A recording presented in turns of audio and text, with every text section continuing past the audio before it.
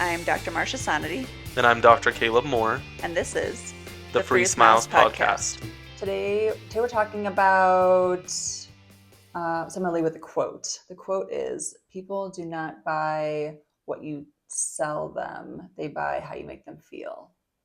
I would also caveat that with finding what a person's why is what they ultimately want out of something. They don't want the thing you're trying to talk about with them. No one wants a crown. No one wants actually any dental work at all.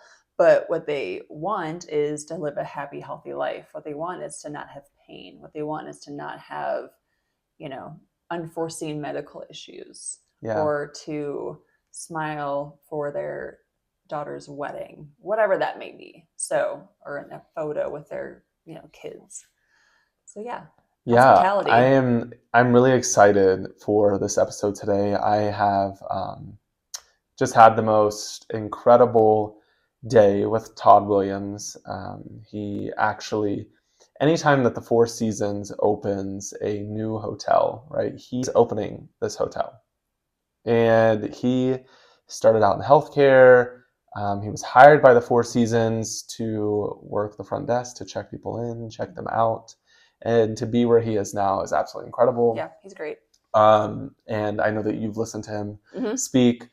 I've listened to him speak a few times as well, and I am just blown away every single time. So I preface this episode in the sense of I am not an expert on this, but I really want to give listeners today just things that they can take back to their practice, small little tips to increase, hospitality, increase culture in your office, and really just give patients a wow experience. Because, when we think about that, it starts from when they get out of their car, really. It does. Right? Actually, just attended this webinar last night about office setups and how certain things about your office depict what their experience is. Not only about the team itself, but how things are set up, how the work, how your flow of your office is, all of these things. So continue. Well, yeah, and that's the thing. It's you can look up on Google nowadays, right? There are all these Google reviews, and but when you get out of your car and you open that front door to the office and you walk in there is an overwhelming feeling that you are met with, right? And that sets the tone of how this is going to go. And one of the things that I love that Todd talked about is that, we think about marketing, right? You think about, we're posting on social media nowadays. Everything is online. You're not going to market that we're average, right? You're not going to say, oh, we do great work, and some days it's really great. Other days we just do our best. No, you're putting on your website that you are amazing, right? And that you're going to give them the best experience possible. So patients come in to see you, Dr. Sonity, their expectations are already high. How are you going to go above and beyond that, right? Exactly. Yeah. So I don't know. I think that it starts in the beginning with, your office needs to be clean, right? Free of clutter. Who wants to walk into a room? I mean, I don't ever want to walk to any room that's cluttered because that's my brain. But whenever I'm going to a medical facility, especially, I don't want to walk in and feel like I don't feel right here. I feel like there's something off-putting. There's dirt or something, their bathroom is not clean. Something weird that it's simple, but people look at those things. People look at when they're laying in your chair or when they're sitting in your waiting room. Is there cobwebs growing on the sides? Because what are they doing? They're just, in your reception. Sorry, I never called it a waiting room. In your reception area, they're looking at things. You should just sit in your own reception area and just look around and see what you see. I think that, and this thought is just coming to mind right now for me, but people don't put enough intention into their reception area. It's a bunch of chairs. It's just a bunch of chairs. Typically, you need good lighting. You need comfortable chairs. You need proper reading material. Maybe you have an office iPad that's there, right? Or whatever it may be. But you have to put intention into that, because if people come in and they don't like gosh, now I'm going to say waiting room. I know that. If they don't like the overall ambiance of your reception area, waiting room, whatever you want to call it, they are not going to be happy, right? And I think that's really important. Yep. Which is not what it used to be like. I will tell you, back in the day in dentistry, you could have the worst, ugly carpet flooring in your operatories, and no one really, that was just like, but it's just not how it is anymore. I like, think we of just don't do that. It's just, the expectations have changed. They have changed. They've changed a lot. And like I said, just the expectations coming in, right? They are so high. And we talked about this in a previous episode, but people have all of this information and knowledge at their fingertips now. So when they come in, they need to be wow, right? I want to start off by talking about an experience that I had recently. And, I've been in this field, you've been in this field over 20 years. I've been in it over 11 years. It's like, I know what good care looks like. I know what hospitality looks like. I have an understanding of that. I haven't been the patient in a minute. So I want to touch base on, I recently, last ski season, we go skiing a lot. I'm a big skier.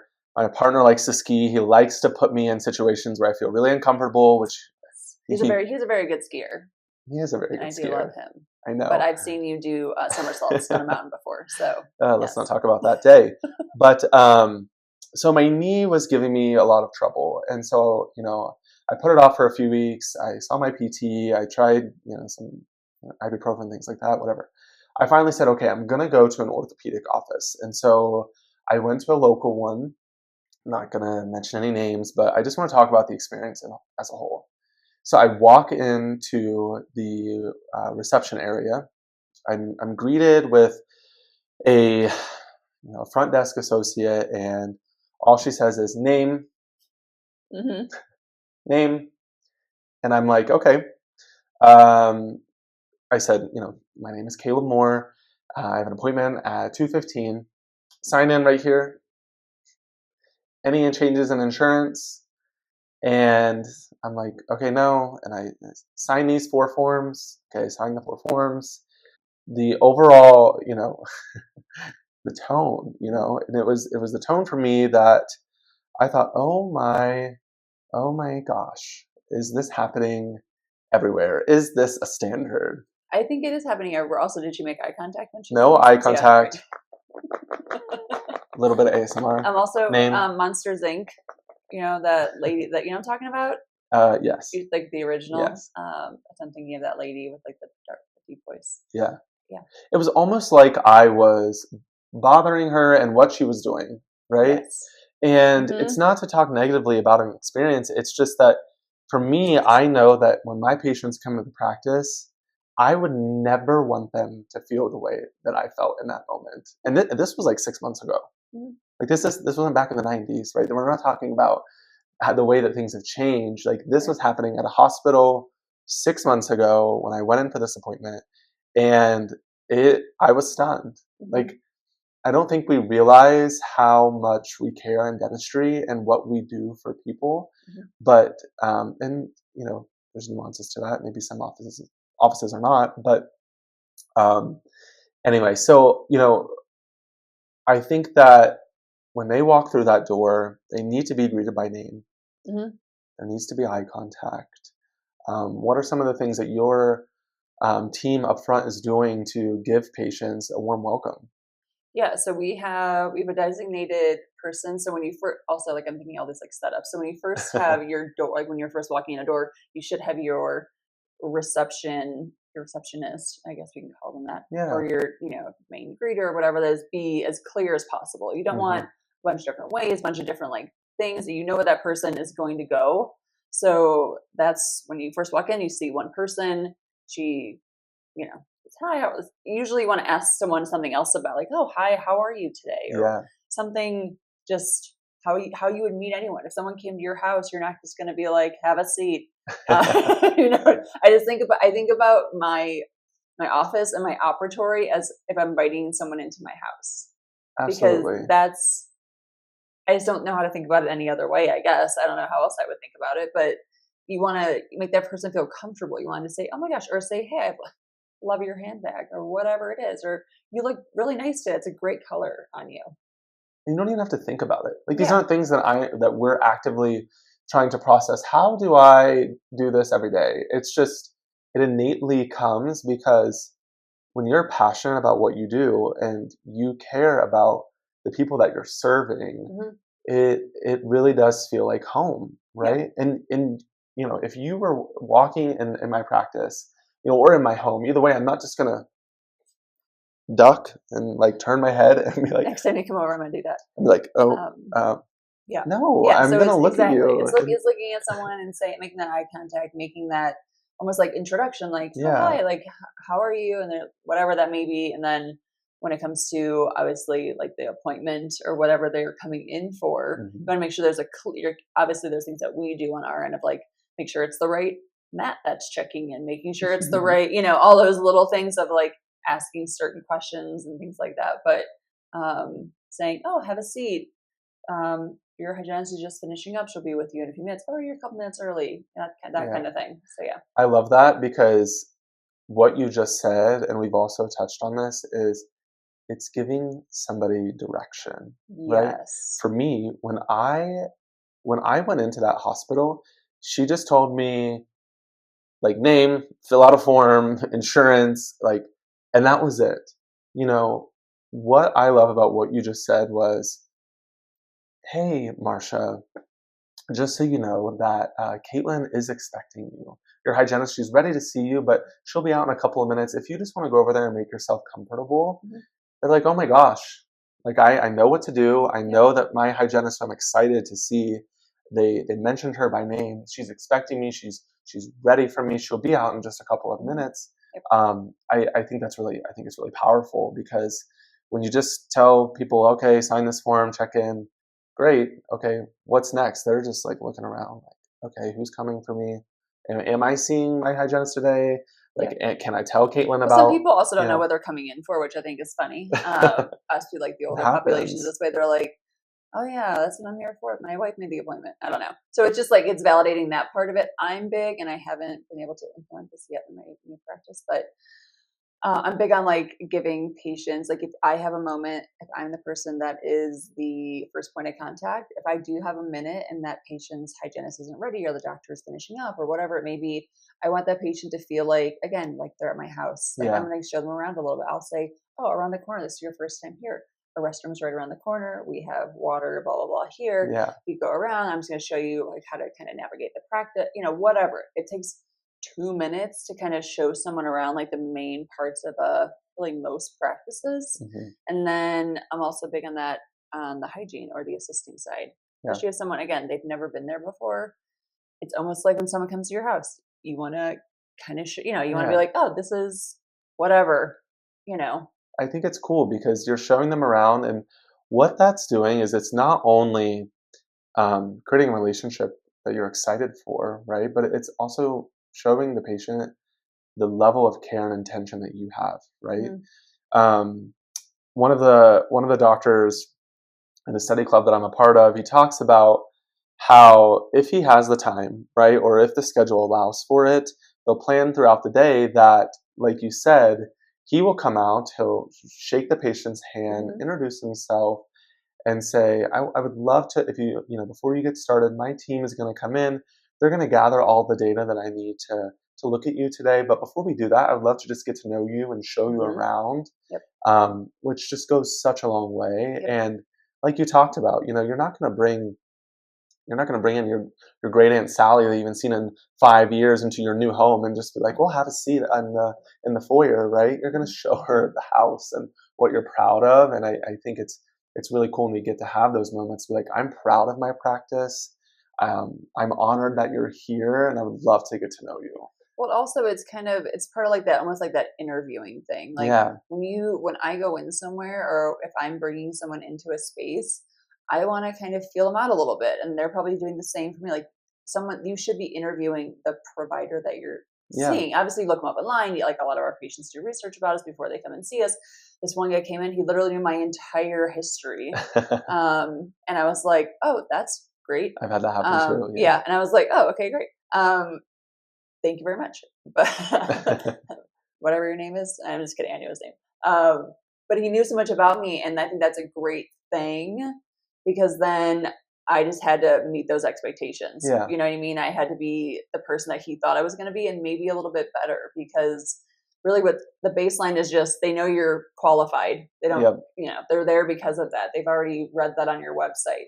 They know that you're probably a good dentist. You're not going to do something weird to them. But are they comfortable? Do they trust you? Do they feel like you're the right kind of person that they can come to if something happens? Yeah. All those things are very vulnerable places that dental patients specifically feel. And you're going to get to know your patients better and have better care. If someone comes in and there's something different with their x-rays that time, or this looks a little bit, whatever. I had a patient today, I talked about having erosion on her teeth, and she was open enough to tell me, like, yeah, I had an eating disorder when I was younger, and this, but would she have shared that with me if she didn't feel comfortable, or would she have been like, like not wanting to open up about that? Because that is a vulnerable thing to say to someone, especially a person who I've just met for the first time, so I feel like it's not about just wowing a patient, having them want to buy into your like experience and, see you for their dental work now on. It's about providing the best care for them and knowing the why the things are happening before saying, okay, this is how we're going to proceed with our treatment, because their history is going to dictate that treatment as well. I think what's really cool about that, what you just said is, there are a lot of things to unpack with that, is from the trust standpoint and understanding a patient's why, they need to know our why. Yes. Right? There needs to be a mutual, if I'm expecting vulnerability from you, they need to have vulnerability from us as well, right? And in the sense of we need to be open with sharing and excitement and why we do what we do and why we're so happy to and honored to meet them and to have them in our chair and what that means for this relationship moving forward, right? As much as it is about them, it's about building a relationship together, like you said, and we're not going to uncover those little nuggets and those little pearls unless they trust us, and they're not going to trust us if we don't spend the time getting to know one another and having a two-way street of open communication, So it's more than just, is your reception area pretty, right? And, are you being, kind and friendly at the front? But it's, how are you then carrying that into the back, right? And what does that look like as you are, explaining treatment and talking through conditions and history and what that means for the patient, right? Because it's going to be different for everybody. And unless you get to that, emotional why, you're not going to figure out how to move forward with somebody, right? Yep, exactly. In any relationship, not even just patient-doctor, friendships, romantic relationships, it's all applicable. So I agree. I think any of this hospitality, just training that we've been throughout our career has just been just kind of like a rules for life kind of a thing. Which I don't want to like go into that rabbit hole, but I think it's really important. And I think it's more self-reflective. You learn about yourself, and it's not that you have to like, share everything with your patient and have, these like emotional moments. Because I don't, but it's still like the lightheartedness of that, or finding the right place to put like a joke or something to like ease the situation, or someone's uncomfortable with whatever it may be. It's the dental office. No one's that comfortable. You gotta make it comfortable. You have to make it comfortable, and I think a lot of dentists want this magic script, or if you follow these 3 steps, I promise you that you will get this, right? And that's not going to be the case. I think that when we, as providers and as team members, show up every day as our most authentic selves, right? Be unapologetically yourself and operate under your core values that are, why you're here every day, right? And what you want to do for people. When you do that, people feel that and they understand that you care, and you're not just here to preach at them and tell them what they need and do all this treatment and you just want to pay for your car out front, right? It's not that. It takes the relationship to another level. And I love that. That's honestly the best part about what we do. And I think it's incredible. Yeah, no, I agree. I think if there wasn't for like a human connection with what we do, we would just be like technicians. I don't know. You know what I mean? Yeah. It's like that's very unrewarding, and that's very almost like cold in a way, like not feeling how that impacts your life. Because I mean, yes, we have lives. Our identity is not that we're just dentists, Yeah. but we are part of our communities. We're part of everything that we do. So if we go into that with the mindset of, hey, the person I'm talking to is another human being, and I'm just here to kind of make sure that this is the right fit for both of us, because we screen our patients as well, and maybe we don't think that we are the right fit for them, and that's okay. It is. Because I'm not going to do an all-on-X on every single person who wants one, because there's certain people that probably should seek something else, or because another provider. Exactly. And it's not to say that there is a flaw in the person or the provider, but it has to be. It has to match. It has to match. It's like you said, like it's like a relationship. Yeah. Not everyone is meant to be in a lifelong relationship. Some people are fleeting in our lives, and that's absolutely good. It's a beautiful thing. It's okay to recognize that. I want to share a couple of things. I've had a couple of really defining moments of, I want to circle this back to Todd Williams and just touch base on a couple of things that he said. But when he talks about patients coming in with high expectations, you have to then wow them, right? The icing on the cake. They're already expecting this delicious cake. What about the icing? What are you going to do to go above and beyond? One thing that I think about, this was early on in my career. I was like 6 months out of school, and I had a patient who was actually a patient of the other associate at my practice at the time. I could see that she was sitting in the chair for a minute, and the associate was behind on his appointment, and so I just grabbed a bottle of water up front. I popped into that room and I said, "Hi, I'm Dr. Moore. I'm the other associate at the practice. Just wanted to make sure that you're doing okay. Can I turn on Netflix for you? Here's a water."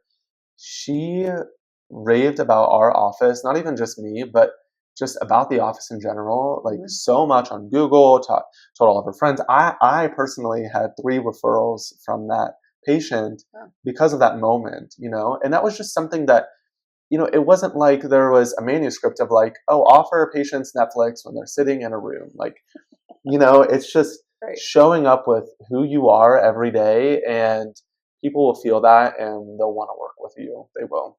Yeah, no, I 100% agree. It really is the little things. It's funny because like when I go into a room after like my assistant,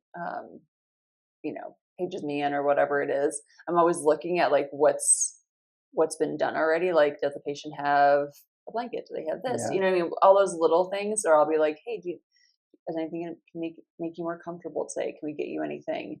Even though I know they probably already asked them, I say it again. Sometimes they're just sitting there for a minute. They're like, oh yeah, I would love that.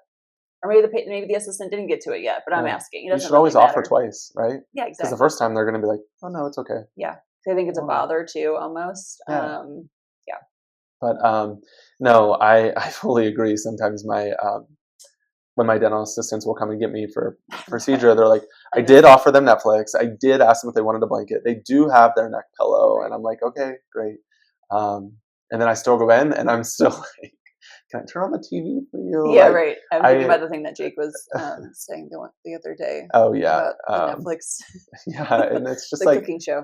And it's, it's like, with that, it's like always just showing up, being authentically yourself, and realizing that we are so lucky to be in dentistry because the human aspect and element of what we do is there's opportunity for it every day, right? And we should be taking that opportunity, doing the best we can for people, making great connections, and then the dentistry is just really fun. Yeah, exactly. Yeah. So, well, I hope that this was very informative. If anyone has any questions, please feel free to email us. Yes.